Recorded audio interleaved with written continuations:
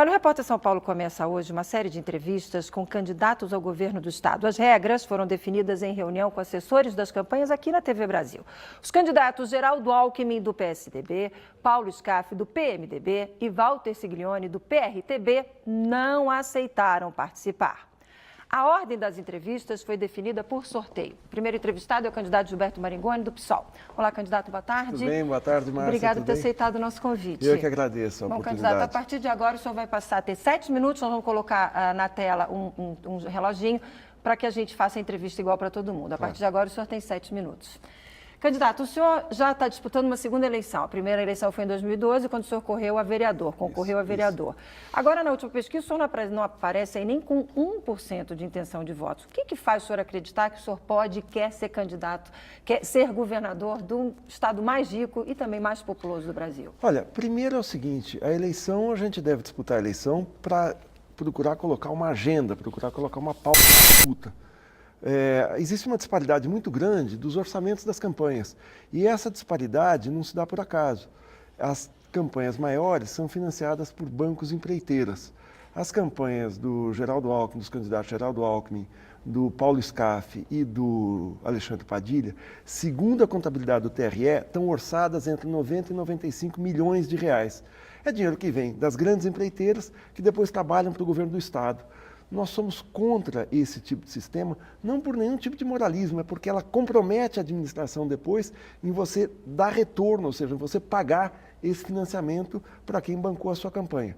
Basta ver que hoje a campanha isso foi objeto de matérias na imprensa, a campanha do governador Alckmin é bancada por duas empreiteiras, entre várias, a CR Almeida e a Serveng, que estão envolvidas no escândalo do cartel de trens.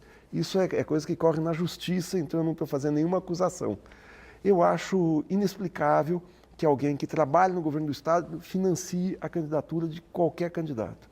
E qual é a sua bandeira? No que o senhor gostaria que ficasse conhecido o seu programa, o seu governo, caso eleito, por exemplo? A primeira coisa é a seguinte, São Paulo viveu um processo de privatização selvagem ao longo dos anos 90, em que nós vendemos primeiro as siderúrgicas, a Cosipa, as empresas de energia, as empresas de telefonia, abrimos concessões para estradas, vendemos metade da Sabesp, entre outras empresas, a Comgás também. Os serviços ficaram mais caros e não necessariamente melhores. Nós precisamos reestruturar o Estado, porque com isso o poder público perdeu o poder de planejar o desenvolvimento.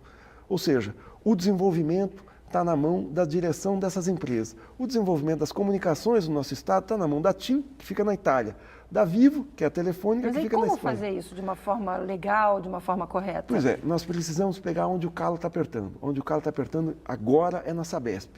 Metade da empresa foi vendida em 95 na Bolsa de Nova York, na forma de ações. Então, todo o lucro da empresa, ele não é revertido na melhoria de serviço. Entre 1/3 e 40% vai para a mão dos especuladores privados, que ninguém sabe quem são, porque essas ações mudam de mão a todo momento. Vou dar um exemplo. O ano passado, o lucro da Sabesp foi de 1 bilhão e 900 milhões. 532 milhões foram apropriados pelos donos privados. Isso é legítimo, a empresa é deles também, eles querem o lucro. Só que isso é incompatível com o serviço público, porque o serviço público você tem que investir o lucro na melhoria desse serviço. Uma das causas da falta d'água, uma das raízes, está na privatização de metade da empresa. O que é preciso ser feito? Capitalizar a empresa. Não tem nada de ilegal.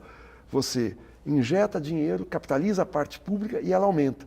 E você compra ações na baixa e retoma a empresa para o Estado de forma legal, de uma maneira dentro do mundo dos negócios. Como é que o senhor entende a relação executivo e legislativo? Base de apoio. Tem que ter uma maneira do Estado ter diálogo com o legislativo. A minha esperança é que eu eleito, eu também elejo uma base legislativa capaz de dar suporte às políticas que o governo defende. Mesmo tendo esse índice que você fala nas pesquisas, primeiro nós temos um mês de campanha. Tudo pode acontecer, ninguém imaginava que a gente ia ter essa reviravolta no plano nacional. E disputa que você faz na opinião pública, nas pessoas, inclusive em programas como o seu. Mas o fato de o senhor nunca ter tido uma experiência de ser um gestor, de ser um administrador, não lhe causa um certo medo, um certo receio? O senhor teria condições, o senhor acha que teria condições de governar São Paulo? Olha, os exemplos que eu tenho são, o presidente Fernando Henrique Cardoso nunca havia tido uma experiência de gestor antes de ser presidente da República. O presidente Luiz Inácio Lula da Silva administrou um sindicato dos metalúrgicos de São Bernardo, nunca administrou a área pública. A presidenta Dilma Rousseff nunca administrou antes a área pública, a não ser ser secretário ou ser ministro. O prefeito Fernando Haddad, idem, nunca haviam administrado. A administração é algo que se aprende administrando, é como falam os mineiros. A gente vai conversando e andando, vai conversando e fazendo. Ou seja, você vai aprendendo na medida que isso faz. Candidato, a gente começou nosso jornal hoje, Repórter São Paulo, mostrando o drama dessas pessoas que perderam tudo. Isso também, infelizmente, é uma imagem muito repetida aqui em São Paulo, do drama das favelas, do incêndio nas favelas. Se eu fosse governador, o que o senhor faria para resolver esse problema da moradia? Olha, primeiro preciso investigar o que aconteceu, porque essa é uma área, a terceiro incêndio que acontece nessa mesma favela. A gente, entre 2010 e 2012, a gente teve mais de uma centena de incêndios em favelas. E o curioso é que são em favelas localizadas em áreas altamente valorizadas, como dessa favela na Zona Sul. O Ministério Público, inclusive, investiga, né? Investiga isso porque é uma disputa pelo solo. Como você tem uma especulação imobiliária muito grande em São Paulo, o solo, ou seja, a propriedade, se valorizou muito e a especulação imobiliária tem todo o interesse em retirar essa população. Não estou fazendo nenhuma acusação, eu estou dizendo, é preciso investigar para ver o que de fato aconteceu, porque as pessoas perdem tudo, a acusação de falta d'água para poder resolver o problema do incêndio, isso precisa ser investigado. Essas famílias devem ser abrigadas em locais emergenciais, mas devem voltar a esse lugar, porque a solução que procura se dá, nós vamos dar apartamento não sei aonde para essas famílias.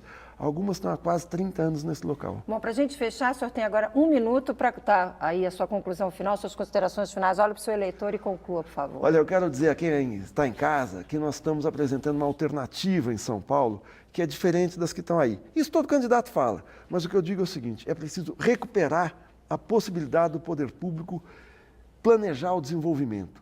Nós estamos vivendo uma retração econômica muito forte, nós precisamos reverter isso. São Paulo tem um papel, São Paulo é 30% da riqueza do país, está concentrada no nosso estado, principal da indústria, o principal do comércio e o principal do serviço. Se o governo não entra como um facilitador, se o governo não pode entrar como um planejador, então não vale a pena governar. Nós achamos que é preciso recuperar o papel do Estado, reestatizando várias das empresas que foram privatizadas, para que a gente tenha uma alternativa. Por isso eu peço a atenção de você para a frente de esquerda, para o 50, PSOL, no 5 de outubro. Ok. Obrigado. Tá aí, gente. Conversei com o Gilberto Maringoni, candidato a governador pelo PSOL. Muito obrigada, candidato, pela sua participação. Até uma próxima oportunidade. Boa sorte no seu trabalho. Eu é que agradeço. Olha, amanhã, na série de entrevistas com os candidatos ao governo de São Paulo, a gente vai receber aqui Wagner Farias, que é do PCB. Obrigada, candidato. Até uma próxima oportunidade.